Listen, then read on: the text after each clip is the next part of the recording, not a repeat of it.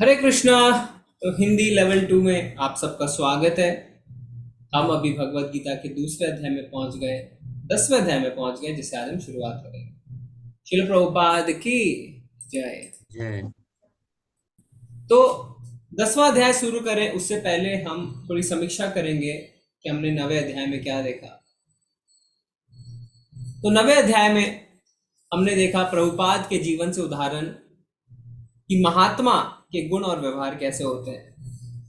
इस पे काफी चर्चा भी हमने करी थी और एक ग्रुप डिस्कशन भी किया था, जिसमें आप सब ने 13वां जो श्लोक है, महात्मनस्तु माम पार्थ दैवीं प्रकृतिम आश्रितः भजन्ते अनन्या मनसो ज्ञात्वा भूतादिम अव्ययम, ये 9वें अध्याय का 13वां श्लोक। इसके एक एक जो महात्मा के लक्षण है उसको आपने प्रभुपाद के जीवन से उदाहरण देते हुए ग्रुप डिस्कशन किया था और प्रस्तुति प्रेजेंटेशन भी करी थी। फिर उसके बाद हमने 9वें अध्याय में क्या देखा था, देव पूजा। तो 9वें अध्याय का जो 20 से लेके 25वां श्लोक है उसमें भगवान खुद बताते हैं देवताओं के पूजन के बारे में, उसके महत्व के बारे में और उसके परिणाम के बारे में। तो 20वें श्लोक में हमने क्या देखा था, जो वेदों का अध्ययन करते हैं तथा सोमरस का पान करते हैं वह स्वर्ग प्राप्ति की गवेषणा करते हुए अप्रत्यक्ष रूप से मेरी पूजा करते हैं। वे पाप कर्मों से शुद्ध होकर इंद्र के पवित्र स्वर्गिक धाम में जाते हैं, जहां वे देवताओं का आनंद भोगते हैं। तो भगवान कह रहे हैं कि वो क्या करते हैं, ऐसे लोग जो देवता पूजन में रहते हैं वो पाप से, उनके पाप सारे खत्म होते हैं, वो इंद्र के स्वर्ग लोक में जाते हैं और वहां पे देवताओं के जैसा आनंद होते हैं। बहुत अच्छी बात है। पर आगे श्लोक में भगवान क्या कह रहे हैं, इस प्रकार जब वे विस्तृत स्वर्गिक इंद्र सुख को भोग लेते हैं और उनके पुण्य कर्मों के फल क्षीण हो जाते हैं तो वे स्मृति लोक में पुनः लौट के आ जाते हैं। तो इसलिए भगवान ने कहा था, क्षीणे पुण्य मर्त्य लोकम विसंति, कि आप तभी तक स्वर्ग लोक में हैं जब तक आपके पुण्य है। जैसे आपका पुण्य खत्म वैसे आपको वापस आना पड़ेगा ना।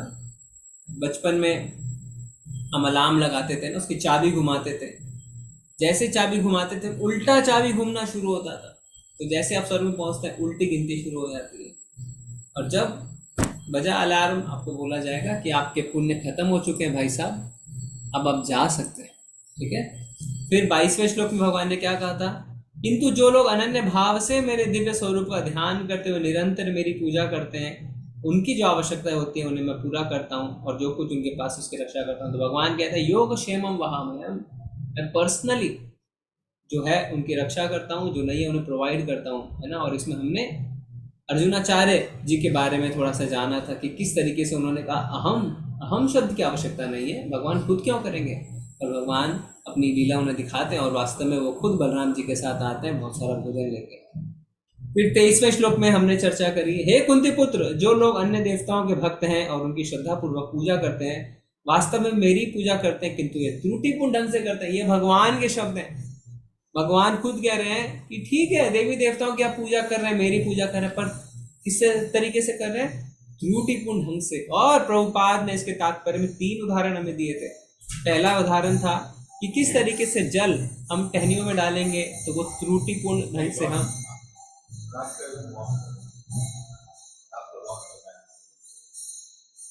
कि किस तरीके से हम जब पेड़ की टहनियों में जल डालते हैं तो वो त्रुटिपूर्ण ढंग से हम पेड़ में जल डालते हैं। दूसरा उदाहरण प्रभुपाद जी ने दिया था कि अगर भोजन की आवश्यकता होती है तो आमस से पेट में भोजन डालते हैं, ना कि अलग अलग अंगों को हम भोजन खिलाते हैं। और तीसरा उदाहरण प्रभुपाद जी ने दिया था अधिकारियों या निर्देशकों को जब हम घूस देने की आवश्यकता है, जब घूस देने की कोशिश करते हैं। तो ये 3 उदाहरण प्रभुपाद जी ने इसके तात्पर्य में दिए थे। और 24वां श्लोक क्या था, मैं ही समस्त यज्ञों का एकमात्र भोक्ता तथा स्वामी हूं, अतः जो लोग मेरे वास्तविक दिव्य स्वरूप को नहीं पहचान पाते वे नीचे गिर जाते हैं। भगवान कह रहे हैं मैं ही एकमात्र भोक्ता और स्वामी हूँ, भोक्ता च प्रभुरेव च। और इस बात को भगवान ने हमें शांति सूत्र जो श्लोक था 5वें अध्याय में उसमें भी कहा था, 5.29, भोक्ता राम यज्ञ तपसाम सर्वलोकम। ठीक है। तो ये जो है भगवान ने देवता पूजा के बारे में हमें 9वें अध्याय में बताया था। फिर हमने क्या पढ़ा 26वें श्लोक में कि भगवान की भक्ति बड़े आसानी से की जा सकती है, क्योंकि 26वें श्लोक में भगवान क्या कहते हैं 9वें अध्याय के, पत्रम पुष्पम फलम तोयम यो में भक्त्या प्रयच्छति तदहम भक्त्या उपृतम अष्टामी प्रयता। यानी फल से, पत्र से, पुष्प से, पानी से आप मेरी पूजा आराम से कर सकते हैं, पर भक्ति चाहिए। भक्ति भाव अगर है तो बड़े आसानी से भगवान को प्राप्त कर सकते हैं। फिर उसके बाद हम तीसरे श्लोक में आते हैं, और तीसरे श्लोक में हमने क्या देखा था? यदि कोई जघन्य से जघन्य कर्म करता है किंतु यदि वो भक्ति में रत रहता है तो उसे साधु मानना चाहिए, क्योंकि वह अपने संकल्प में अडिग रहता है ना। अपि चेत सुदुराचारो भजते माम अनन्य भाग साधुरेव समन्तव्य समज्ञ व्यवसितो ही सा। तो इसका हमने तात्पर्य भी पढ़ा था, और तात्पर्य में एक बहुत ही अच्छा पैराग्राफ है जो आप सब अपने बुक्स में पढ़ सकते हैं। आप सब खोल लीजिए पेज संख्या 360, 9वें अध्याय का 30वां श्लोक, उसका लास्ट पैराग्राफ तात्पर्य का। कोई पढ़ना चाहता है? पढ़िए काइंडली लास्ट पैराग्राफ, कोई पढ़िए।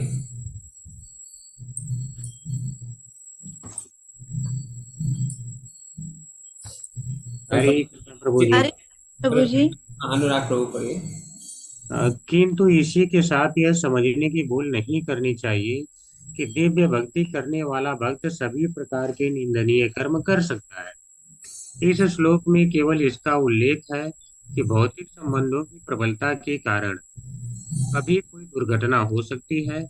भक्ति तो एक प्रकार से माया के विरुद्ध युद्ध की घोषणा है। जब तक मनुष्य माया से लड़ने के लिए पर्याप्त बलशाली नहीं होता, तब तक आकस्मिक पतन हो सकते हैं, किंतु बलवान होने पर ऐसे पतन नहीं होते। जैसा कि पहले कहा जा चुका है, मनुष्य को इस श्लोक का दुरुपयोग करते हुए अशोभनीय कर्म नहीं करना चाहिए, और यह नहीं सोचना चाहिए कि इतने पर भी वह भक्त बना रह सकता है। यदि वह भक्ति के द्वारा अपना चरित्र नहीं सुधार लेता, तो उसे उच्च कोटि का भक्त नहीं मानना चाहिए। जी, तो आप चीजों का फायदा नहीं उठा सकते हैं, भक्ति करके पाप कर्म में रत नहीं रह सकते। हाँ, पहले के पाप कर्म किए हुए हैं उनका असर आएगा, धीरे धीरे भक्ति से खत्म होंगे, पर ये नहीं है कि आपको लाइसेंस मिल गया पाप करने का। इसीलिए लिखा है भक्ति से अगर आप अपना चरित्र को नहीं सुधारते हैं तो आपको उच्च कोटि का भक्त नहीं माना जाएगा। वास्तव में जब दीक्षा होती है तो क्या होता है? दीक्षा के समय आपके दीक्षा गुरु आपके सारे कर्मों को लेते हैं, आप जीरो हो गए। अब कोशिश ये रहती कि आगे कोई भी हम पाप कर्म नहीं करें। तो भक्ति में वास्तव में इस तरीके से प्रोग्रेस करना है। ऐसा नहीं जो पहली लाइन में लिखा है, वो ये समझने की भूल ना करे कि दिव्य भक्ति करने वाले भक्त सभी प्रकार के निंदनीय कर्म कर सकते हैं। नहीं, ऐसा नहीं है कि आप भक्ति कर रहे हैं तो आप पाप कर्म कर सकते हैं। नाम अपराध भी है ना, नाम के बल पर पाप करना। तो ये हमने चर्चा करी थी। ओके, फिर उसके बाद हमने इस अध्याय का 9वें अध्याय का लास्ट श्लोक देखा था, जो भगवत गीता का सार है, और जो भगवान भगवत गीता में 2 बार कहते हैं, मन मना भव मद भक्तो मद्याजी माम नमस्कुरु माम में वैश्यसी सत्यम ते प्रति जाने प्रियोषि में। और इस अध्याय में क्या है? माम में वैश्यसी युक्त्वा एवं आत्मानं मत्परायः। और एक बार 18वें अध्याय के 65वें श्लोक में भी भगवान ने इसे 18.65 एंड 9.34। ठीक है, तो ये था हमारा 9वां अध्याय। अब हम बढ़ते हैं 10वें अध्याय की ओर। तो आज हम 10वें अध्याय में 1 से लेकर 11 श्लोक तक करेंगे। इस अध्याय का नाम क्या है? श्री भगवान का ऐश्वर्य या विभूति विस्तार योग। तो इस अध्याय में भगवान अपनी विभूतियों के बारे में विस्तार से बताएंगे, इसीलिए इसका नाम है विभूति विस्तार योग। और उन विभूतियों को हम जाने उससे पहले हम जानेंगे कि भगवान ने पहले श्लोक में क्या कहा है। श्री भगवान उवाचा भूय एव महाबाहो शृणु मे परमं वचः यत्तेऽहं प्रियमाणाय वक्ष्यामि हितकाम्यया। श्री भगवान ने कहा, हे महाबाहु अर्जुन, और आगे सुनो, चूंकि तुम मेरे प्रिय सखा हो, अतः मैं तुम्हारे लाभ के लिए ऐसा ज्ञान प्रदान करूंगा जो अभी तक मेरे द्वारा बताए गए ज्ञान से श्रेष्ठ होगा। तो श्री भगवान कह रहे हैं कि मैं तुम्हें अब ऐसा ज्ञान प्रदान करूंगा जो मेरे बताए हुए ज्ञान से श्रेष्ठ है। क्यों? क्योंकि तुम मेरे प्रिय सखा हो। भगवान ऐसा कह रहे हैं क्योंकि तुम मेरे मित्र हो, इसीलिए मैं तुम्हें अब सारा ज्ञान देने वाला हूं। तो यहां पे हम एक चर्चा करेंगे। क्या चर्चा है? पराशर मुनि। कौन है पराशर मुनि? व्यासदेव जी के पिता। उन्होंने भगवान शब्द की परिभाषा क्या दी है, कोई बता सकता है? अरे भगवान, ना प्रभु जी, प्रभु जी जो षड षड ऐश्वर्यों से ऐश्वर्यों से परिपूर्ण। युक्त होगा जो, उसी को भगवान कह सकते हैं। जी संपूर्ण शक्ति, संपूर्ण यश, संपूर्ण धन, संपूर्ण ज्ञान, संपूर्ण सौंदर्य तथा संपूर्ण त्याग जी, से युक्त है बिल्कुल सही। भगवान। तो 6 ऐश्वर्य, ये 6 ऑपुलेंसेस असीमित मात्रा में जिनके अंदर पाए जाते हैं वो भगवान है। तो अगर हम तात्पर्य का पहला हिस्सा पढ़ें, आप सब पढ़ सकते हैं साथ साथ में। पराशर मुनि ने भगवान शब्द की व्याख्या इस प्रकार की है, जो पूर्ण रूप से षड ऐश्वर्य, षड ऐश्वर्य यानी 6 ऐश्वर्य, संपूर्ण शक्ति, संपूर्ण यश, संपूर्ण धन, संपूर्ण ज्ञान, संपूर्ण सौंदर्य तथा संपूर्ण त्याग से युक्त हैं, वह भगवान हैं। जब कृष्ण इस धराधाम में थे तो उन्होंने 6 ऐश्वर्यों का प्रदर्शन किया। फलतः पराशर जैसे मुनियों ने कृष्ण को भगवान रूप में स्वीकार किया। तो अगर हमें किसी को भगवान की तरह स्वीकार करना है तो ये देखना है कि उनके अंदर ये 6 ऐश्वर्य असीमित मात्रा में है, और भगवान के अलावा ये 6 ऐश्वर्य असीमित मात्रा में किसी के अंदर भी नहीं पाए जाते। इसी तात्पर्य के लास्ट पैराग्राफ में आप आइए। ज्यों ज्यों भगवान के विषय में कोई सुनता है त्यों त्यों वह भक्ति में रमता जाता है। मनुष्य को चाहिए कि भक्तों की संगति में भगवान के विषय में सदा श्रवण करे, इससे उसकी भक्ति बढ़ेगी। भगवान क्या कह रहे हैं? भूय एव महाबाहो शृणु में परमं वचा। शृणु, शृणु का अर्थ होता है सुनो। भगवान बार बार अर्जुन को कहते हैं तशृणु, सुनो Arjun, you listen to me. भक्ति में श्रवणम, शृणु, सुनना बहुत इंपॉर्टेंट है। अगर आप सच में पूछें तो सुनने मात्र से आप भगवत धाम को प्राप्त हो सकते हैं, बस। क्योंकि भगवान कानों से हमारे हृदय में प्रवेश करते हैं। क्या लिखा हुआ है? क्यों? ज्यों ज्यों भगवान के विषय में कोई सुनता है त्यों त्यों वो भक्ति में रमता जाता है। जैसे जैसे आप सुनेंगे आप रमते जाएंगे, रमते जाएंगे, रमते जाएंगे, रमते, आपको पता ही नहीं चलेगा। मनुष्य को चाहिए कि भक्तों की संगति में भगवान के विषय में सदा श्रवणम करे, इससे उसकी भक्ति बढ़ेगी। किससे श्रवणम करना है? जो पैसे लेके भगवत श्रीमद् भागवतम साप्ताहिक करते हैं उनसे नहीं सुनना है। हार्ट की सर्जरी करानी है तो आप डेंटिस्ट के पास नहीं जाते हैं। पानी का नल ठीक करना है तो कारपेंटर के पास नहीं जाते हैं। भक्ति के मार्ग में अगर आगे बढ़ना है तो किसी प्रोफेशनल कथाकार के पास आप नहीं जा सकते। क्यों? अगर उसके पास भक्ति है ही नहीं तो वो आपके हृदय में भक्ति डालेगा कैसे? सिंपल, एकदम सिंपल है, कुछ इसमें रॉकेट साइंस नहीं है। एक शुद्ध भक्त से जब आप सुनते हैं तो वो वही कहता है जो उसने आत्म साक्षात्कार किया है। भगवान क्या कहते हैं? भगवान कहते हैं कि गुरु के पास हमें जाना चाहिए। क्यों? गुरु तत्वदर्शी हैं, उन्होंने तत्व का दर्शन किया, उन्होंने सत्य का दर्शन किया है। इसीलिए हमें गुरु के पास जाना चाहिए और उनसे विनम्र भाव से जिज्ञासा करनी चाहिए, उनकी सेवा करनी चाहिए। और अगर ऐसा हम करेंगे तो गुरु हम पे दया करेंगे, क्योंकि गुरु ने सत्य का दर्शन किया है। तो जब एक ऐसे व्यक्ति के मुख से आप सुनते हैं तो आपके हृदय में भगवान बैठते हैं। मनुष्य को चाहिए कि भक्तों की संगति में भगवान के विषय में सदा श्रवण करे, इससे उनकी भक्ति बढ़ेगी। भक्तों के समाज में ऐसी चर्चाएं केवल उन लोगों के बीच हो सकती है जो सचमुच कृष्ण भावना में इच्छुक, सचमुच इच्छुक हो, पैशन नहीं, दिखावा नहीं, टाइम पास नहीं, दे आर रियल इंटरेस्टेड। ऐसी चर्चाओं में अन्य लोग भाग नहीं ले सकते। भगवान अर्जुन के स्पष्ट शब्दों में कहते हैं कि चूंकि तुम मुझे अत्यंत प्रिय हो अतः तुम्हारे लाभ के लिए ऐसी बात मैं कह रहा हूं। ठीक है, तो क्लियर है कि हमें भक्ति के मार्ग पर सुनना है। और भगवान किसे सुनाते हैं? जो भगवान से ईर्ष्या नहीं करते, जो भगवान के मित्र हैं। ओके, तो जैसा हमने अभी चर्चा करी, विभूति विस्तार योग भगवान की विभूतियां यानी भगवान के ऐश्वर्य, इसको हम विस्तार में जानेंगे। विस्तृत विवरण इस अध्याय में किया गया, इसीलिए इस अध्याय को विभूति विस्तार योग कहा गया। तो एक मेरा आपसे प्रश्न है, इस अध्याय को खाली विभूति योग कह सकते थे, पर कहा जा रहा है विभूति विस्तार योग, यानी पहले भी कहीं भगवान ने अपनी विभूतियां बताई है। कोई बता सकता है कहां पे, कौन से अध्याय में भगवान ने अपनी विभूतियां बताई है? इसीलिए तो इसे कह रहे हैं विस्तार। हरे कृष्ण प्रभु जी। जी प्रभु जी 7th चैप्टर में। यस, 7th चैप्टर में भगवान ने अपनी विभूतियां बताई थी, शॉर्ट में बताई थी, ब्रीफ एग्जीक्यूटिव समरी है ना जिसे कहते हैं।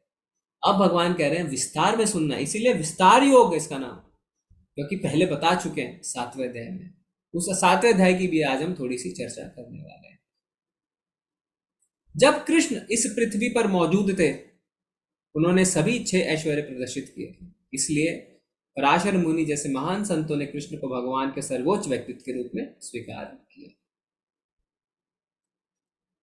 इससे पहले 7वें अध्याय से शुरुआत करते हुए भगवान पहले ही अपनी विभिन्न ऊर्जाओं और उनके कार्य करने के तरीकों के बारे में बता चुके।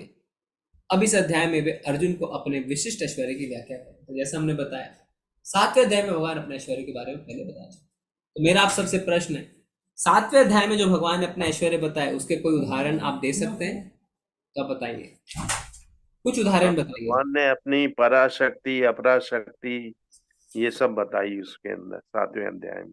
नहीं, विभूतियों के बारे में प्रभु जी, अपनी विभूतियों के बारे में भगवान ने क्या बताया था 7वें अध्याय में? हरे कृष्ण प्रभु जी। जी प्रभु जी उन्होंने बताया था कि जो जल का स्वाद में हूँ, सूर्य और चंद्रमा का प्रकाश में हूँ, प्रणव हूँ वेदों में, और बलवानों का बल में हूँ, बुद्धिमानों का बुद्धि में हूँ। बीजम माम सर्वभूतानाम विधि माम पार्थ सनातनम। तो सनातन बीज जो है वह मैं हूँ, तेजस्वी का तेज में हूँ। तो इस यस प्रकार से बहुत कुछ बताया था उन्होंने वहां पर। जी, बिल्कुल सही। तो 7वें अध्याय में अगर आप देखें 8 से लेके 11 श्लोक, इन 4 श्लोकों में भगवान ने अपनी विभूतियां बताई थी। क्या? रसोहम अप्सु कौन्तेय प्रभास्मि शशि सूर्ययोः प्रणव सर्ववेदेषु शब्दाखे पुरुषम ऋषु। यानी मैं जल का स्वाद हूँ, सूर्य चंद्रमा का प्रकाश हूँ, वैदिक मंत्रों में ओमकार हूँ, आकाश में ध्वनि हूँ, मनुष्य में सामर्थ्य हूँ, पृथ्वी की सुगंध हूँ, अग्नि की ऊष्मा हूँ, समस्त जीवों का जीवन हूँ, तपस्वियों का तप हूँ। इतनी सारी भगवान ने अपने ऐश्वर्य के बारे में हमें बताया था। ठीक है, तो आप पढ़ रहे हैं तो आपको भी ये सब याद होना चाहिए थोड़ा थोड़ा, और नोट्स बनाने चाहिए, है ना। नोट्स बनाने से क्या होगा, आप भूलेंगे नहीं। अब इस अध्याय में भगवान अपने ऐश्वर्य के बारे में क्या बताएंगे उसकी हम चर्चा करेंगे, और उससे पहले एक बहुत महत्वपूर्ण चर्चा है जो दूसरे श्लोक में शुरू होती है। क्या है दूसरा श्लोक? कोई पढ़ना चाहता है 10वें अध्याय का दूसरा श्लोक? तो पढ़िए। हरे कृष्ण प्रभु जी। न मे विदो सुरगणा प्रभवम न महर्षयः अहम यादिरी देवानां महर्षीणां च सर्वशः। हरे कृष्ण प्रभु जी। हाँ, अनुवाद कोई और पढ़े, कोई और अनुवाद पढ़े। सुधीर प्रभु पढ़िए। हरे कृष्णा प्रभु जी, मैं पढ़ूं? पढ़िए। ना तो देवतागण मेरी उत्पत्ति या ऐश्वर्य को जानते हैं, ना ही महर्षि गण ही जानते हैं, क्योंकि मैं सभी प्रकार के देवताओं और महर्षियों का भी कारण स्वरूप उद्गम हूँ। हरे जी कृष्ण। धन्यवाद। तो भगवान क्या कह रहे हैं? भगवान कह रहे हैं ना तो देवता गण मेरी उत्पत्ति या ऐश्वर्य को जानते हैं, ना महर्षि गण जानते हैं। कोई नहीं जानता है, देवता भी नहीं जानते, महर्षि भी नहीं जानते। क्यों? तो अगर हम ब्रह्म संहिता के 5वें अध्याय के पहले ही श्लोक में जाते हैं तो क्या बोलते हैं ब्रह्मा जी? क्या कहते हैं ब्रह्मा जी ब्रह्म संहिता के पहले श्लोक में? हरे कृष्ण प्रभु जी। ईश्वर परम कृष्ण बोलते हैं, सच्चिदानंद विग्रह अनादिरादिर गोविंद सर्व कारण कारण। कारण। ईश्वर परमः कृष्ण, परम ईश्वर कृष्ण है। सच्चिदानंद विग्रह अनादिर आदिर गोविंद, 2 शब्दों का इस्तेमाल हुआ, अनादिर आदिर। इसका अर्थ ये होता है कि भगवान सबके आदि हैं पर उनका कोई आदि नहीं है। यानी उनका कोई बिगनिंग नहीं है, बट सबके बिगनिंग भगवान है, सबके उद्गम भगवान है, पर भगवान का उद्गम कोई नहीं। अनादिर आदिर गोविंदा सर्व कारण कारणम, कॉज ऑफ ऑल कॉजेस, सारे कारण के कारण भगवान। और यहां पे भगवान अब खुद भी कह रहे हैं क्या, कि देवता और महर्षि मेरे बारे में क्यों नहीं जानते, क्योंकि मैं सभी प्रकार से देवता और महर्षियों का भी कारण स्वरूप यानी उद्गम हूं। तो पहले तो ब्रह्मा जी ने कहा सर्व कारण कारण। अब भगवान अपने मुख से खुद बोल रहे हैं कि जितने देवता हैं, जितने महर्षि हैं, उनका कारण स्वरूप उद्गम मैं हूं। तो ये बहुत बड़ा एविडेंस है। जब लोग विश्वास नहीं करते हैं कृष्ण जी परम भगवान है, एविडेंस है। कोई देवता भगवान के तुल्य नहीं हो सकता, कोई पुत्र पिता के तुल्य नहीं हो सकता है। क्यों? क्योंकि पिता से ही पुत्र का, पुत्र जो है वो पिता उसके उद्गम है, इसीलिए वो तुल्य उसके नहीं हो सकता है। तो सब कुछ के उद्गम भगवान खुद है, और भगवान ने यहाँ पे खुद कह दिया है। ठीक है, तो ये जो श्लोक हैं ये हमें एविडेंस देते हैं। शास्त्र से ऊपर एविडेंस कुछ नहीं होता है। तो जब आपको कोई कहता है आप गलत कह रहे हैं, तो आप उन्हें भगवत गीता का श्लोक दिखा सकते हैं। भगवत गीता को कोई नहीं नकार सकता है, कोई नहीं। मायावादी भी भगवत गीता पढ़ते हैं। तो भगवत गीता चरम एविडेंस है, प्राइम एविडेंस है। तो आप उन्हें दिखा सकते हैं। देखिए भगवान ने कहा है क्या, हम आदिरि देवानां महर्षि नाम च सदस्य, कि भगवान ही सारे देवताओं और ऋषियों के उद्गम है। तो इसमें हम पहले पैराग्राफ में तीसरी लाइन में पढ़ेंगे तात्पर्य। देवता तथा महर्षि तक कृष्ण को नहीं समझ पाते जब वे उनके नाम या उनके व्यक्तित्व को नहीं समझ पाते, तो इस शूद्र लोक के तथा कथित विद्वानों के विषय में क्या कहा जाए ना। लोग कहते हैं I know God, I am God, I can understand God. Prabhupada कह रहे हैं क्या है, देवता लोग नहीं जान पाते, महर्षि नहीं जान पाते, हम जान पाएंगे भगवान को? कोई नहीं जानता कि परमेश्वर क्यों मनुष्य रूप में इस पृथ्वी पर आते हैं और ऐसे विस्मयजनक असामान्य कार्यकलाप करते हैं।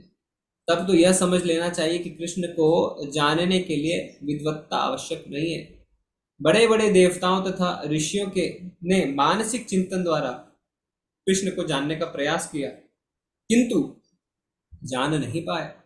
श्रीमद् भागवत में भी स्पष्ट कहा गया है कि बड़े से बड़े देवता भी भगवान को नहीं जान पाते।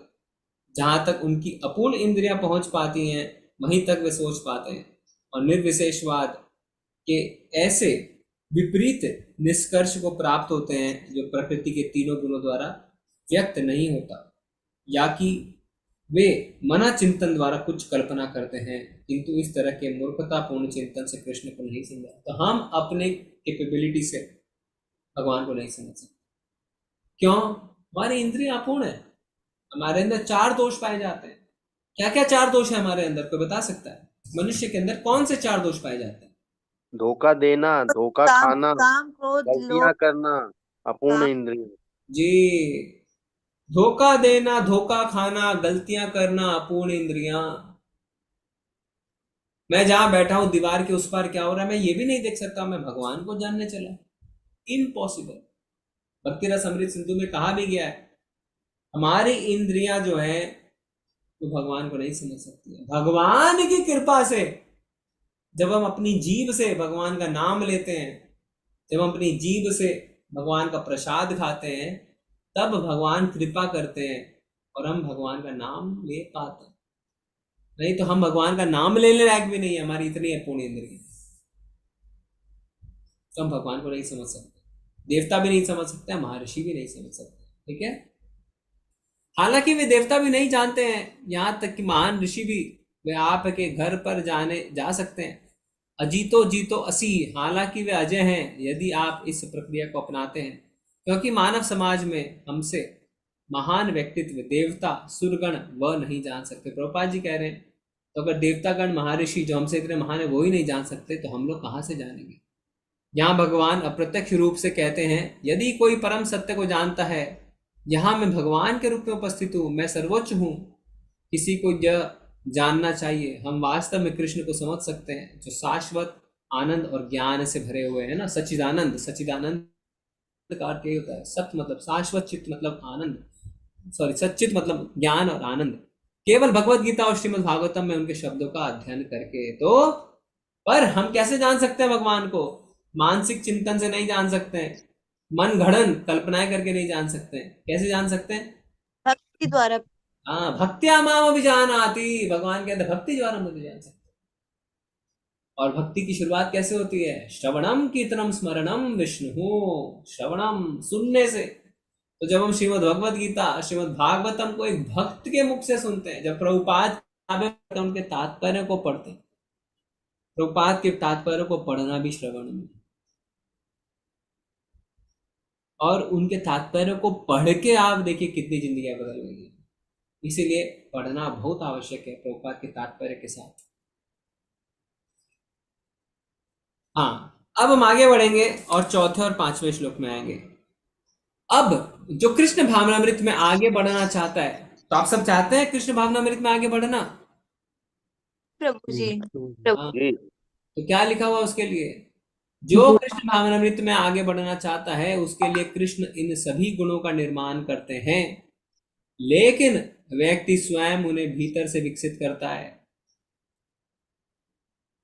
उन्हें भीतर से विकसित करता है। जो परमेश्वर की भक्ति सेवा में संलग्न होता है वह सभी अच्छे गुणों का विकास करता है, जैसा कि परमेश्वर ने व्यवस्था की है। एक बच्चा जब चलना सीखता है तो उसके अंदर चलने की प्रवृत्ति पहले से रहती है, बस उसे हाथ पकड़ के चलने की प्रैक्टिस करानी है। इसी तरीके से गुण हमारे अंदर रहते हैं, अच्छे गुण भी बुरे गुण भी, पर हम कौन से गुण को हवा देते हैं उस पर निर्भर करता है कि कौन सा गुण बढ़ेगा। जैसे चूल्हे में जब आग जलाई जाती है, आग भी होता है धुआं भी होता है। आग को फूंक मारेंगे आग बढ़ेगी, धुएं को फूंक मारेंगे धुआं बढ़ेगा। इसी तरीके से दोनों गुण हमारे अंदर हैं, अच्छे भी और खराब भी। अगर आप भगवान की सेवा करते हैं, क्या लिख रहे हैं प्रभुपाद जी? जो परमेश्वर की भक्ति सेवा में संलग्न है, तो क्या होगा? वह सभी अच्छे गुणों का विकास करता है। तो जो अच्छे गुण हैं वो अंकुरित होंगे, पेड़ बन जाएंगे। कब? जब हम भगवान की सेवा में लगेंगे। तो हम 10वें अध्याय के चौथे और पांचवें श्लोक को पढ़ते हैं, तात्पर्य को पढ़ते हैं, अनुवाद पढ़ते हैं और देखते हैं कौन से गुणों की बात हो रही है। तो कोई अनुवाद पढ़ना चाहते हैं? कोई और नया कोई व्यक्ति? तो आप अपना हैंड रेस करिए। जी प्रभु जी, मैं पढ़ूं? जी जी। बुद्धि, ज्ञान, संशय तथा मोह से मुक्ति, क्षमा भाव, सत्यता, इंद्रिय निग्रह, मन निग्रह, सुख तथा दुख, जन्म मृत्यु, भय अभय, अहिंसा, समता, तुष्टि, तप, दान, यश तथा अपयश, जीवों के ये विविध गुण मेरे ही द्वारा उत्पन्न हैं। जी, तो इतने सारे विविध गुण भगवान ने बता दिए। बुद्धि, ज्ञान, संशय, मोह से मुक्ति, क्षमा भाव, सत्यता, इंद्रिय निग्रह, मन निग्रह, सुख दुख, जन्म मृत्यु, भय अभय, अहिंसा, समता, तुष्टि, तप, दान, यश तथा अपयश, ये विविध गुण मेरे द्वारा उत्पन्न है। तो अभी हम क्या करने वाले हैं? अभी हम करेंगे ग्रुप एक्सरसाइज। क्या करेंगे? पता लगाएं और पढ़ें जहां उन गुणों की व्याख्या की गई है। तो आपको ये 2 श्लोक के तात्पर्य पढ़ने हैं और क्या करना है? भक्ति के अभ्यास द्वारा इन विशेष गुणों को सर्वोत्तम रूप से विकसित करने के विभिन्न तरीकों की सूची बनाएं। तो कैसे आप ये जो गुण हैं उनको विकसित कर सकते हैं, उसकी एक सूची, उसकी एक लिस्ट बनाएं। तो आप तात्पर्य को पढ़ेंगे, तात्पर्य 2-3 पन्ने का प्रभुपाद जी ने लिखा है, और एक लिस्ट बनाएं कैसे इन गुणों को हम विकसित कर सकते हैं भक्ति सेवा द्वारा। नंबर 1। नंबर 2, इन गुणों को विकसित करने वाले भक्तों के शास्त्रों से कुछ उदाहरण दें, और शास्त्रों से आपके मन में अगर कोई उदाहरण आ रहा है ऐसे भक्तों का जिन्होंने इन गुणों को विकसित किया है। क्लियर है? पहला, आप एक सूची बनाएं कि कैसे हम इन गुणों को विकसित कर सकते हैं। दूसरा, कुछ उदाहरण दें उन भक्तों का शास्त्रों से जिन्होंने इन गुणों को विकसित कर लिया है। ठीक है? तो आप इसको पढ़िए और अच्छे से इसको आप लिस्ट बनाइए और उदाहरण लिखिए। हम आपको 10 मिनट्स देंगे। आज हम 2 ग्रुप में ही डिवाइड कर सकते हैं, बेटर रहेगा ना। ज़्यादा ग्रुप बनाने से अच्छा हम 2 ग्रुप बनाते हैं। ओके, तो आप 2 ग्रुप के 2 लीडर भी चुन लीजिएगा। और 10 मिनट्स बाद हम मिलेंगे। अभी मैं ब्रेकआउट रूम्स बना देता हूँ जिसको आप ज्वाइन कर सकते हैं। जी, तो आप ज्वाइन कर लीजिए अपना रूम अभी। जी, हरे कृष्ण, सारे लोग रूम ज्वाइन कर सकते हैं।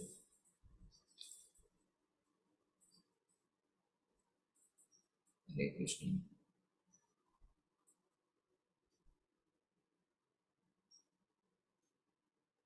हरे कृष्ण हरे कृष्ण कृष्ण कृष्ण हरे हरे। जिन्होंने रूम ज्वाइन नहीं किया रूम ज्वाइन कर लीजिए काइंडली।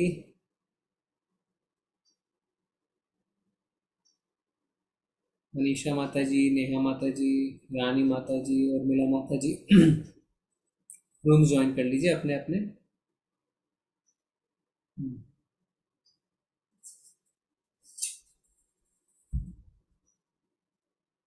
हरे कृष्ण।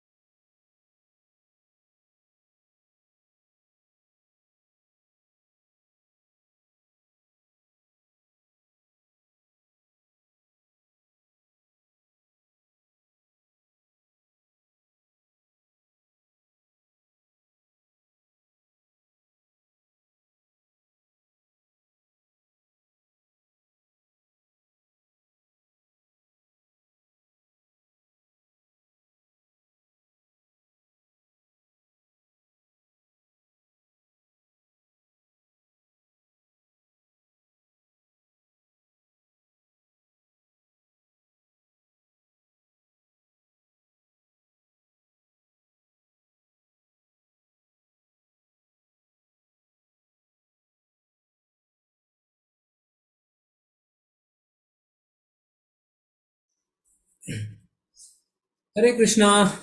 तो आप सब आ गए लौट के? जी। जी प्रभु। जी, तो जो दो ग्रुप के दो लीडर हैं, हैंड रेस कर लीजिए, हम आपसे पूछेंगे। तो सबके लिए दोहरा दें, प्रश्न क्या था? प्रश्न ये है कि जो चौथे और पांचवें श्लोक में गुणों की बात हुई है, तो कैसे हम इन गुणों को विकसित कर सकते हैं, उसकी सूची बनाना है। और दूसरा प्रश्न ये है कि जिन्होंने इन गुणों को विकसित कर लिया ऑलरेडी, उनके आप शास्त्रों से उदाहरण दें। ठीक है जी। तो पहले हम भूमिका माता जी को सुनेंगे। हरे कृष्ण माता जी। हरे प्रभु जी।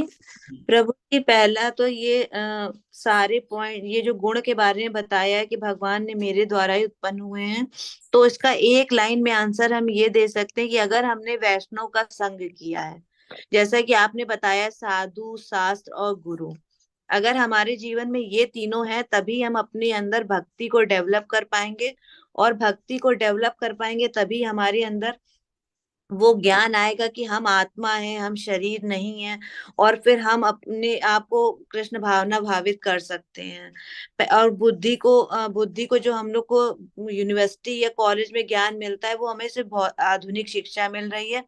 हमें अगर अपने बारे में जानना है तो वो हम भक्ति के द्वारा ही, और अपने भक्ति के द्वारा हमारे अंदर इंटरेस्ट डेवलप होगा कि हम अपने गुरु से ये सब चीजें सीख सकें।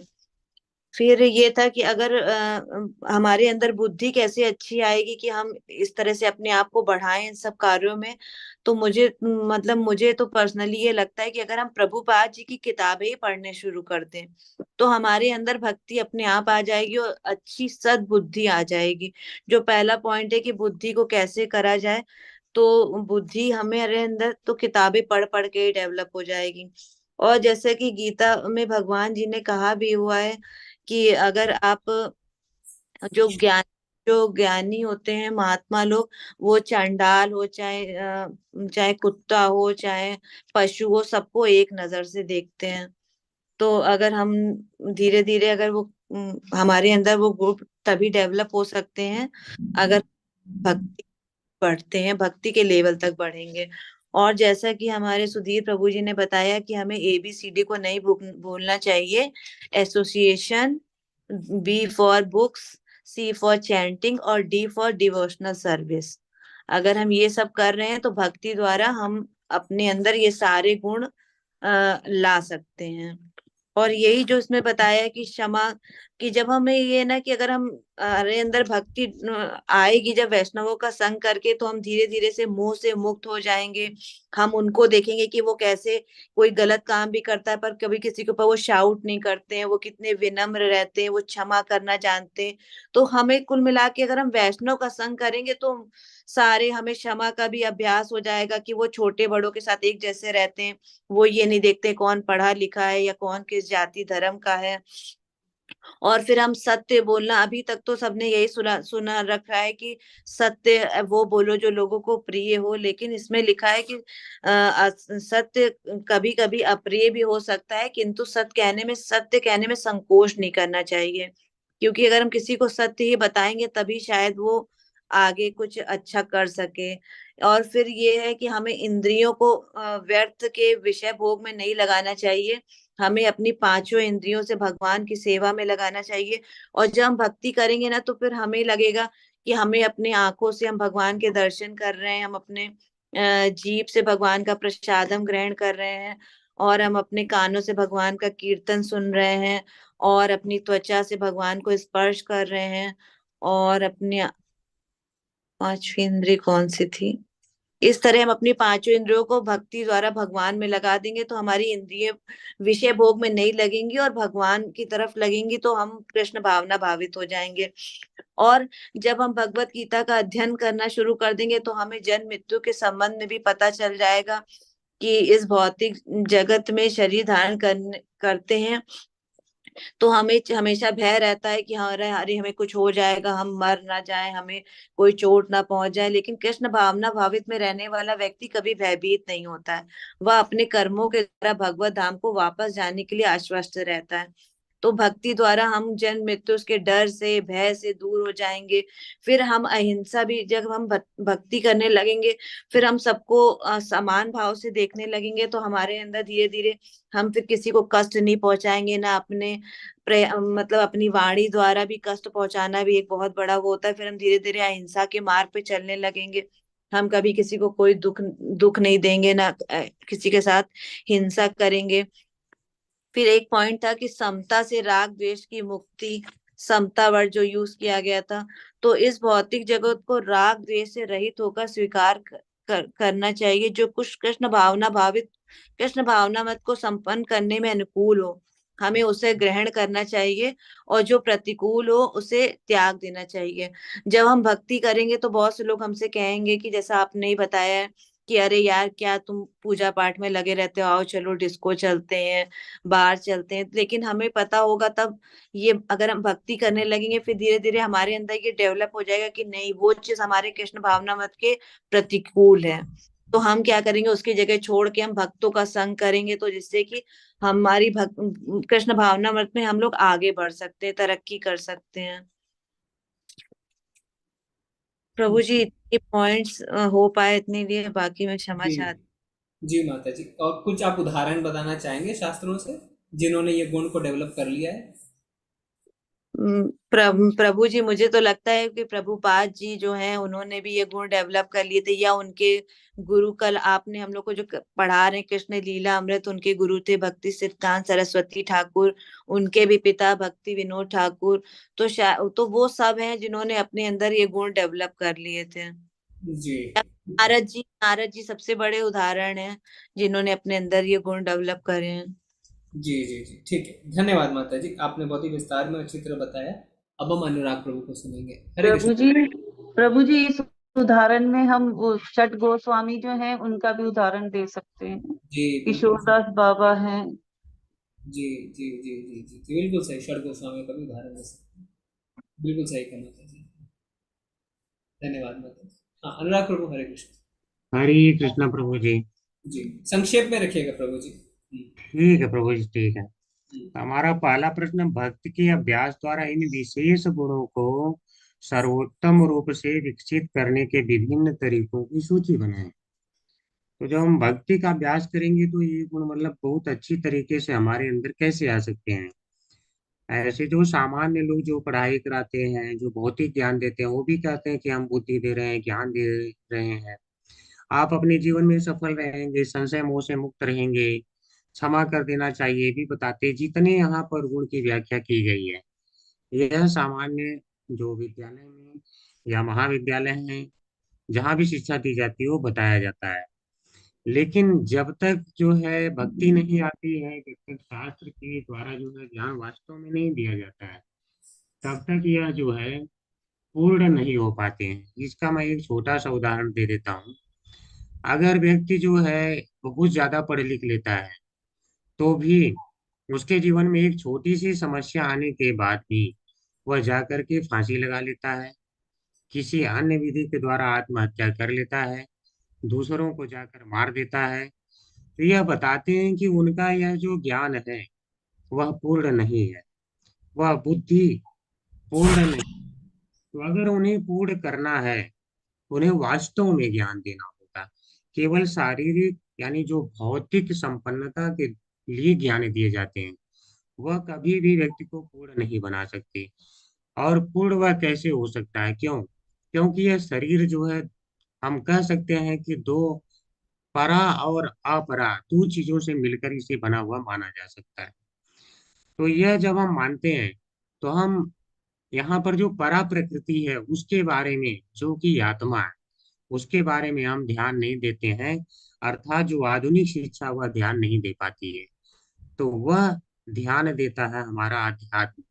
इसलिए हमें भक्ति के द्वारा ही जो ज्ञान है, बुद्धि है, सभी इन गुणों को जो है विकसित किया जा सकता है, और अच्छी तरह से विकसित हो सकते हैं।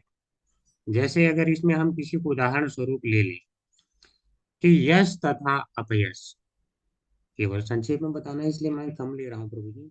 तो यश तथा अपयश, तो अगर हम ले लें, तो हम प्रभुपाद जी की अगर जीवनी को देखते हैं, तो हम उनका यश जो है हम कह सकते हैं अखंड है, सर्वव्यापी है, एक देश में नहीं है, जितने देश हैं हर जगह है।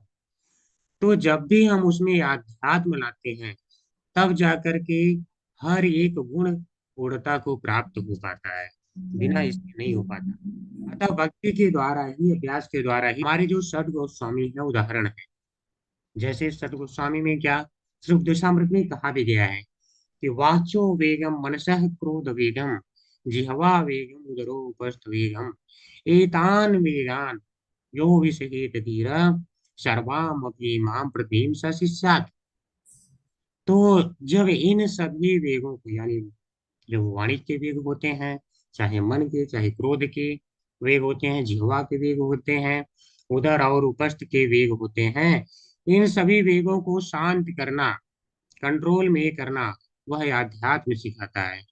इसलिए अगर जब इन्हीं कोई कंट्रोल कर लेता है, फिर जाकर के उसका बुद्धि भी काम करेगा, ज्ञान भी काम करेगा, सारे संशय और मोह से मुक्ति भी होगा, क्षमा भी कर सकता है।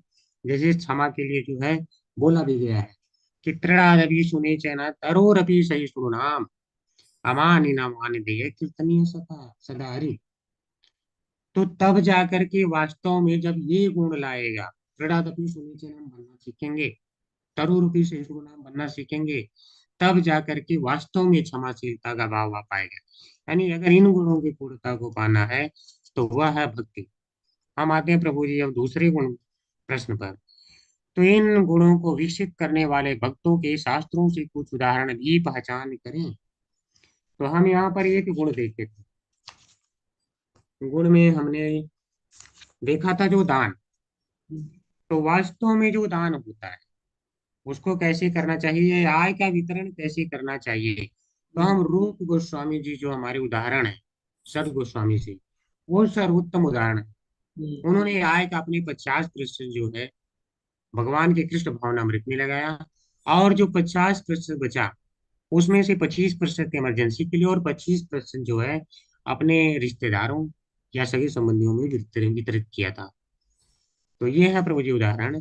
और सद गोस्वामी के उदाहरण प्रभुपाद जी हैं, जैसे माता जी ने और बाकी लोगों को बताया, ये हमारे आचार्य हैं जिनको हम आज अनुसरण कर रहे हैं, वो सभी इसके उदाहरण है।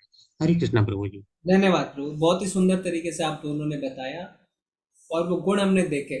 थोड़ा सा उदाहरण पे अगर मैं और चर्चा करूं तो जैसे असम्मोह यानी मोह से मुक्त होना। तो अगर आपको याद हो तो अर्जुन इस उदाहरण में आ सकते हैं। भगवत गीता में अर्जुन क्या कहेंगे भगवान को, हे भगवान अब मैं सारे मोह से मुक्त हो चुका हूँ। किसके कारण? भगवान के कारण। तो वास्तव में अगर हमें मोह से मुक्ति होना है तो हम अपनी बुद्धि के बल पे नहीं हो सकते, भगवान की कृपा से हो सकते हैं।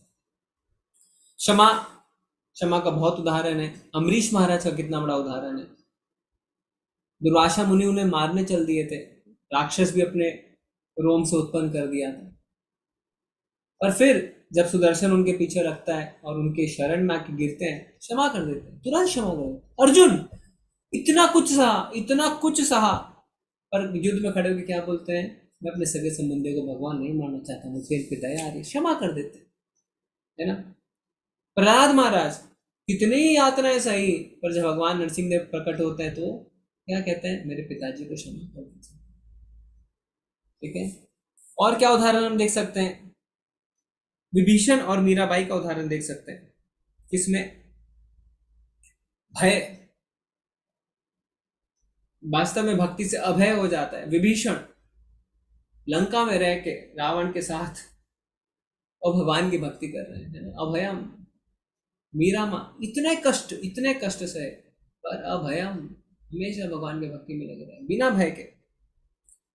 और हम क्या उदाहरण देख सकते हैं, अभी आप सबने रूप गोस्वामी का उदाहरण दे दिया है, शर गोस्वामी का भी उदाहरण दे दिया जी। ठीक है, तो ये कुछ उदाहरण मुझे ऐड करने थे। हाँ, यश वाले उदाहरण में अगर हम देखें तो हनुमान जी का अगर आप सोच के देखें तो हनुमान जी आज तक पूजित क्यों है, क्योंकि उन्होंने भगवान की भक्ति करी। तो ये यश दे देते हैं भगवान। आज सुबह की क्लास में अगर आपने सुना होगा श्रीमद् भागवतम की क्लास, तो प्रभु जी बता रहे थे माधवेंद्रपुरी, जब उनको पता चला कि भगवान ने उनके लिए खीर चुरा के रखी है, वो वहां से भाग गए। क्यों भाग गए? उन्हें नाम यश कीर्ति नहीं चाहिए। नहीं तो क्या बोलते सब, अरे ये देखो यही भक्त है जिसके लिए भगवान ने खीर चुराया था, यही भक्त है, यही भक्त। नाम नहीं चाहिए, यश नहीं चाहिए, कीर्ति नहीं चाहिए, भाग गए वहां से।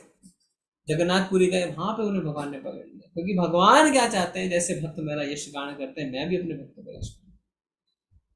ठीक है, तो ये कुछ उदाहरण हम शास्त्रों से ले सकते हैं। ओके, बहुत बहुत धन्यवाद। आगे हम बढ़ते हैं। तो हमने क्या क्या गुणों की चर्चा करी? बुद्धि, ज्ञानम, सत्यम, दमा, काम, सुखम, दुखम, भय, अभयम, अहिंसा, समता, मोह और दान। ठीक है, तो ये इंपॉर्टेंट श्लोक है 10वें अध्याय का 4 और 5। इसे मार्क कर लीजिए, जहाँ पे गुणों की बात होती है, क्योंकि वास्तव में खाली थ्योरेटिकल नॉलेज नहीं है ना।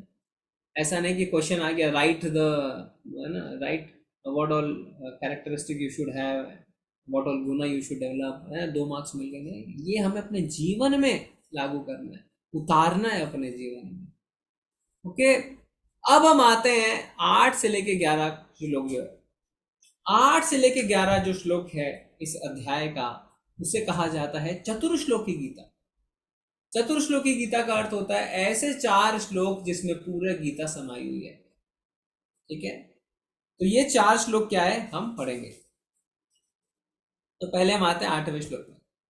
अहम सर्वस्य प्रभवो मत्था सर्वं प्रवर्तते इति मत्वा भजन्ते माम मुदा भाव समन्विता।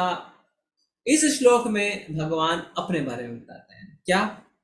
मैं समस्त आध्यात्मिक तथा भौतिक जगतों का कारण हूं, प्रत्येक वस्तु मुझसे ही उद्भूत है। जो बुद्धिमान या बली जानते हैं वह मेरी प्रेम भक्ति में लगते हैं तथा हृदय से पूरी तरह मेरी पूजा में तत्पर रहते हैं। आगे वाला श्लोक 9। मच्चित्ता मत गत प्राणा बोधयन्ता परस्परम कथयन्तस्य माम नित्यम तुष्यन्ति च रमन्ति च। इस श्लोक में भगवान अपने भक्तों के बारे में बता रहे हैं। क्या? मेरे शुद्ध भक्तों के विचार मुझ में वास करते हैं, उनके जीवन मेरी सेवा में अर्पित रहते हैं और वे एक दूसरे को ज्ञान प्रदान करते तथा मेरे विषय में बातें करते हुए परम संतोषता आनंद का अनुभव करते हैं। 10th श्लोक। तेषां सतत युक्तानां भजतां प्रीतिपूर्वकं दामी बुद्धि योगम तम येन मामुपयान्ति ते। तो 10 और 11वां जो श्लोक है उसमें भगवान कह रहे हैं कि कैसे मैं अपने भक्तों पर कृपा करता हूं। जो प्रेम पूर्वक मेरी सेवा करते हैं, करने में निरंतर लगे रहते हैं, उन्हें मैं ज्ञान प्रदान करता हूं। ददामी बुद्धि योगम तम, जिसके द्वारा वह मुझ तक आ सकते हैं। तो जिस बुद्धि के द्वारा, जिस ज्ञान के द्वारा भगवान तक जा सकते हैं, वो भी भगवान ही आपको प्रदान करते हैं। और 11वां श्लोक क्या है? तेषामेवानुकंपार्थम अहम ज्ञानजमात्मा नाश्य आत्मा नाश्य हमें आत्मभावस्तो ज्ञान दीपेन भास्वतः। इसमें क्या बोल रहे हैं? तेषामेवानुकंपार्थम अहम ज्ञानजमात्मा नाश्यामि आत्मभावस्तो, नाश्यामि आत्मभावस्तो ज्ञान दीपेन भास्वतः। ज्ञान दीपेन भास्वतः, मैं उन पर विशेष कृपा करने के हेतु उनके हृदय में वास करते हुए ज्ञान के प्रकाश में दीपक के द्वारा अज्ञान जन अंधकार को दूर करता हूं। तो भगवान कैसे कृपा करते हैं अपने भक्तों पे? सबसे पहले कह रहे हैं 10वें श्लोक में ददामी बुद्धि योगम तम, मैं उन्हें बुद्धि प्रदान करता हूं। और 11वें श्लोक में कह रहे हैं ज्ञान दीपेन भास्वता, मैं उनके हृदय में ज्ञान का दीपक जलाता हूं। तो इस पे एक सामूहिक चर्चा थी ग्रुप डिस्कशन पर। इस ग्रुप डिस्कशन को हम नहीं करेंगे, हम इसको ऐसे ही डिस्कस करेंगे। क्या बिंदु पे चर्चा थी? यदि लागू किया जाए तो आपकी साधना में वृद्धि कैसे होगी, प्रचार का इस्तेमाल कैसे किया जा सकता है। तो ये जो हमें 4 श्लोक मिले, इन 4 श्लोकों में अगर हम पढ़ें तो हम देख सकते हैं कैसे इसे हम अपने जीवन में लागू कर सकते हैं और कैसे इसे प्रचार कार्य में इस्तेमाल कर सकते हैं। यानी जब आप किसी को कृष्ण भावनामृत से जोड़ना चाहते हैं। तो वापस 8वें श्लोक में आते हैं। 8वां श्लोक जो है 10वें अध्याय का, ये बहुत महत्वपूर्ण श्लोक है, क्योंकि ये एक बहुत बड़ा प्रमाण है। क्या? कि भगवान ही सर्वे सर्वा है। भगवान क्या कह रहे हैं? अहम सर्वस्य प्रभुओ, मैं समस्त आध्यात्मिक तथा भौतिक जगतों का कारण हूं। आध्यात्मिक और भौतिक जगत को छोड़ के कुछ है ही नहीं, यानी कंप्लीट 100% यूनिवर्स, पूरा ब्रह्मांड, भगवान कह रहे हैं मैं उसका क्या हूं? कारण हूं, है ना। तो उसके बाहर कुछ है ही नहीं। अहम सर्वस्य प्रभुओ, ये 3 शब्द जो हैं ये बहुत इंपॉर्टेंट है और ये बहुत बड़े प्रमाण है कि भगवान ही सर्व कारण कारण है। मत्ता सर्वम प्रवर्तते, प्रत्येक वस्तु मुझसे उद्भूत है, सब कुछ मुझसे उद्भूत है, ऐसा कुछ नहीं है जो मुझसे उद्भूत नहीं है। इति मत्वा भजन्ते माम, जो बुद्धिमान ये भली भांति जानते हैं क्या होता है, बुधा भाव समन्विता, वह मेरी प्रेम भक्ति में लगते हैं तथा हृदय से पूरी तरह मेरी पूजा में तत्पर रहते हैं। जैसे आप समझ जाते हैं सब कुछ भगवान के द्वारा ही है, तो आप तुरंत सरेंडर हो जाते हैं, तुरंत। और क्या करते हैं, भगवान की प्रेम भक्ति में लग जाते हैं। अभी हमने देखा था ना पिछले क्लास में, भगवान कह रहे हैं क्या, अगर किसी कारणवश आप इस बद्ध जगत में आ गए हो तो क्या करना है, मेरी प्रेम भक्ति में लग जाओ। प्रेम भक्ति में लगने के लिए हमें कारण पता होना, हमारा मन हमें डिस्टर्ब करता है, क्यों क्यों क्यों क्यों, ये कारण मिल रहा है, इसलिए इसलिए इसलिए इसलिए, क्यों, हम सर्वस्व प्रभु। अगर भगवान ही सब कुछ है तो हम किस चीज की चिंता करें, हम क्यों ना उन्हीं की सेवा करें। जैसे हम उनकी सेवा करेंगे वैसे हमें सब कुछ प्राप्त हो जाएगा। और अगर हमें सब कुछ चाहिए, जो सबसे बड़ी चीज अगर हमें प्राप्त हो सकती है तो क्या, भगवान की सेवा। क्योंकि भगवान की सेवा करके हम जन्म मृत्यु के चक्र से भी निकल जाएंगे और बाकी पुण्य पाप से भी हम बाहर आ जाएंगे। क्योंकि भगवान की जो सेवा है वो क्या है, निष्काम कर्म, और फिर कुछ बचेगा नहीं, है ना। ऐसा नहीं कि खाली बैठे हैं ब्रह्म ज्योति में, कुछ करने को नहीं है, बोर हो रहे नहीं, करने को भी है, एंगेजमेंट भी है, और जन्म मृत्यु से निकल भी गए, उससे अच्छी कुछ आपको चीज मिल ही नहीं सकती। और इसके तात्पर्य को आप पढ़ सकते हैं। इसके तात्पर्य में प्रभुपाद जी ने बहुत सारे प्रमाण दिए हैं, इसमें पता चलता है कि भगवान ही सर्वे सर्वा है। फिर 9वें श्लोक में अगर हम आते हैं तो 9वें श्लोक में भगवान अपने भक्तों के बारे में बता रहे हैं, कैसे होते हैं भक्त। मत चित्ता मत गत प्राणा बोधयंता परस्परम, यानी जो भगवान के शुद्ध भक्त होते हैं हमेशा वो भगवान के बारे में सोचते हैं। मत चित्ता मत गत प्राणा, और जीवन भगवान की सेवा में अर्पित कर देते हैं, क्योंकि वो समझ चुके हैं, क्या समझ चुके हैं, अहम सर्वस्व प्रभु, कि भगवान ही सब कुछ। अब वो भगवान को छोड़ के उनके जीवन में कुछ नहीं रहता है। और जब वो ऐसा करते हैं तो उन्हें परम संतोष का आनंद होता है। इसलिए 2 शब्दों का इस्तेमाल किया गया, तुष्यंति च रमंति च। तुष्यंति एक ही शब्द से काम हो सकता था, पर ऐसा नहीं है। तुष्यंति का मतलब प्रसन्न, रमंति मतलब बहुत प्रसन्न, आनंद, दिव्य आनंद। जब वो भगवान की लीलाओं के बारे में बात करते हैं, है ना, इतनी लीलाएं भगवान की, तो वो तुष्यंति च रमंति च, उन्हें बहुत खुशी की प्राप्ति होती है।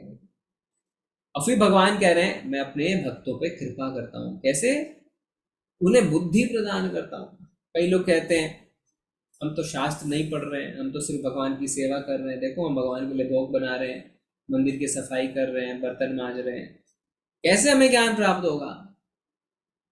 जो भगवान की भक्ति सेवा में लगा हुआ है और शास्त्र नहीं भी पढ़ रहा है, भगवान कहते हैं ददामि बुद्धि योगम तम येन माम उपयान्ति, मैं उसे बुद्धि प्रदान करूंगा जिसके माध्यम से वो मुझ तक पहुंच सके। क्योंकि जो हम ज्ञान ले रहे हैं उसका भी मकसद क्या है, उसका मकसद है भक्ति सेवा। भक्ति सेवा मतलब भगवान के लिए सक्रिय सेवा, सक्रिय सेवा, एक्टिव कार्य करना भगवान। और फिर भगवान अगले श्लोक में क्या कहते हैं, मैं उनके हृदय में ज्ञान दीपेन भास्वता, उनके हृदय में ज्ञान का दीपक जलाता हूँ। कौन सा ज्ञान, आध्यात्मिक ज्ञान। तो ये जो 4 श्लोक हैं इसको आप तात्पर्य के साथ पढ़िए, ये बहुत अच्छे श्लोक है और इन्हें हम चतुश्लोकी गीता के नाम से भी जानते हैं। यही भगवत गीता का वास्तविक सार है। हम सर्वस्व प्रभु मत्ता सर्वम प्रवर्तते, मैं सब कुछ का मूल हूं।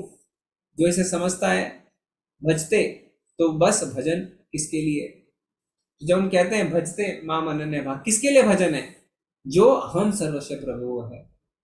इति बतवा, जब कोई यह समझता है कि कृष्ण ही सब कुछ के मूल है, जब कोई इस बात को पूरी तरह से समझ लेता है तो उसका भजन पूर्ण होता है। तो वास्तव में हमारा भजन कब पूर्ण होगा, जब हम समझ जाएंगे क्या, सर्व कारण कारण, भगवान ही सब कुछ के कारण है। कहने में सुनने में बड़ा आसान है, पर हृदय में उस बात को मानना धीरे धीरे धीरे धीरे ही हम मान पाएंगे। कब मान पाएंगे, आज ही हमने पढ़ा श्रवणम, जब धीरे धीरे भगवान के बारे में सुनते जाएंगे तो हमारी बुद्धि खुलती जाएगी, हमारा हृदय निर्मल होता जाएगा और हम इस बात को स्वीकार करते हैं। ठीक है, तो इससे आज का हमारा अध्याय सत्र शेष होता है। श्रील प्रभुपाद की जय जय। जय सभी का बहुत जय। धन्यवाद बने रहने के लिए। अगर आपके कोई प्रश्न है तो आप पूछ सकते हैं, किसी को कोई पॉइंट ऐड करना है तो बता सकते हैं। अगले सत्र में हम इस अध्याय को कंप्लीट करेंगे, बाकी जो श्लोक लेंगे। ओके, सबने अटेंडेंस लगा दी है, ठीक है जी। जी प्रभु जी। जी जी जी मनप्रीत जय माता जी, प्रभु। आपका कोई प्रश्न है? हरे कृष्ण। मनप्रीत माता जी, आपका कोई प्रश्न है? हरे हरे कृष्णा प्रभु जी। जी माता। प्रभु जी मुझे ये पूछना था लाइक आप जो 8 बजे वो क्लास करते हैं ना प्रभुपाद लीलामृत की, तो लाइक कोई भी जैसे लेक्चर हो, अगर लाइक हम लोग कुछ अपने स्कूल की स्टडीज कर रहे हैं तो उसके साथ में सुन सकते हैं, मतलब अगर सिर्फ रिटन वर्क है तो ये एक तरह से नाम अपराध तो नहीं होगा ना? देखिए माता जी, आप दो चीजों में अटेंशन कैसे दे सकते हैं? तो फर्स्ट ऑफ ऑल लॉजिकल चीज है, इम्पॉसिबल है। और यस दूसरा चीज है, जनरली कहा जाता है कि हम जब लेक्चर सुन रहे हैं या माला भी कर रहे हैं, साथ में कोई और कार्य ना करें, जनरली कहते हैं ऐसा। तो अवॉइड करें जहां तक संभव है। बट अगर आपको लगता है कि नहीं नहीं स्कूल का तो कार्य करना ही है, मैं लेक्चर छोड़ दूं तो उस केस में मतलब ठीक है, बट कोशिश करनी चाहिए कि एक बार में एक ही चीज हम करें। ठीक है जी प्रभु जी। जी जी जी। नहीं तो ध्यान नहीं रहता है, इधर भी ध्यान नहीं उधर भी ध्यान नहीं है। हम सोच रहे हैं हम दोनों कर रहे हैं, पर वास्तव में हम दोनों ही नहीं कर रहे। ठीक है जी ओके। हरे कृष्णा। धन्यवाद माता जी। हरे कृष्णा। चलते हैं फिर आज हम। बहुत बहुत धन्यवाद आप सभी का। वांछा कल्पतरुभ्यश्च कृपा सिंधुभैव च पतितानां पावनेभ्यो वैष्णवेभ्यो अनंत कोटि वैष्णव वृंद की जय। जय श्रील नमः प्रभुपाद शिवाय की जय। जय हरे हरे कृष्ण प्रभु जी, दंडोत हरे प्रणाम। कृष्ण हरे कृष्ण प्रभु जी, धन्यवाद जय प्रणाम। जय प्रभु जी।